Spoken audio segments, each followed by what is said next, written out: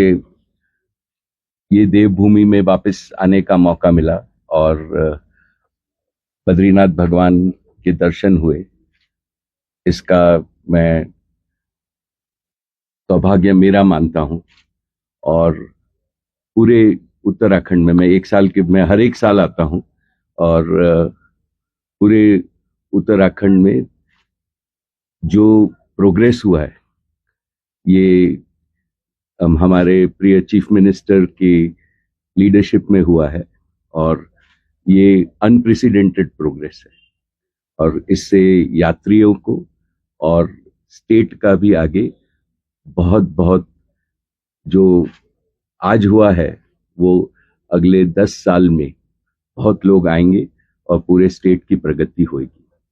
पिछले दिनों में जो क्लाउड बर्स्ट हुआ है और जो नुकसान हुआ है वो और जिन परिवारों को कष्ट और उनके साथ हम और रिलायंस फाउंडेशन है और जो भी हम उत्तराखंड के लिए कर सके वो हम कर रहे हैं।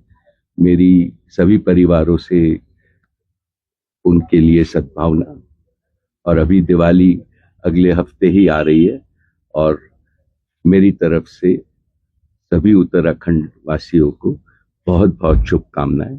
और मंदिर के चेयरमैन साहब, सीईओ, जो उन्होंने काम किया है, मैं वापस एक बार बोल रहा हूं, जो चीफ मिनिस्टर धामी के अंडर ये ऐतिहासिक है और ये मैं अगले 30 साल से आ रहा हूं यहाँ और ये जो मैंने लास्ट जितना काम हुआ है ये बहुत बहुत उत्तराखंड को आगे लेकर जाएगा। इस बार पारंपरिक रूप से ढोल दमाओं के साथ, मसक बीन के साथ और बोलरंग संस्कृत महाविद्यालय के छात्रों के द्वारा वेद पाठ, बामणी की मातृशक्ति और माणा के लोगों ने उनका भव्य स्वागत किया।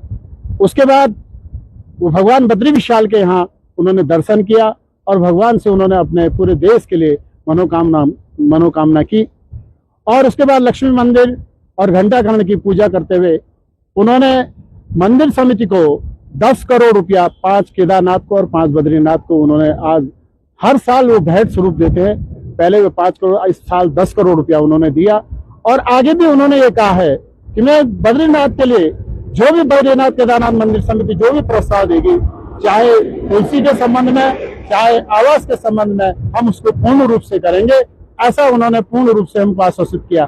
साथ ही भविष्य बद्री में उन्होंने कहा कि तत्काल ये टावर, मोबाइल टावर भी लगने को जियो का लगेगा, इसलिए उन्होंने सहमति जताई है। मैं भगवान बद्री विशाल से और तथा उत्तराखंड सरकार के, धामी सरकार की उन्होंने बहुत सराहना की। इस आपातकाल में और आपदा के समय में जो यात्रा हुई उसका भी उन्होंने बहुत मान्य पुष्कर सिंह धामी जी की पीठ थपथपाई है कि बहुत सुंदर उन्होंने यात्रा की है।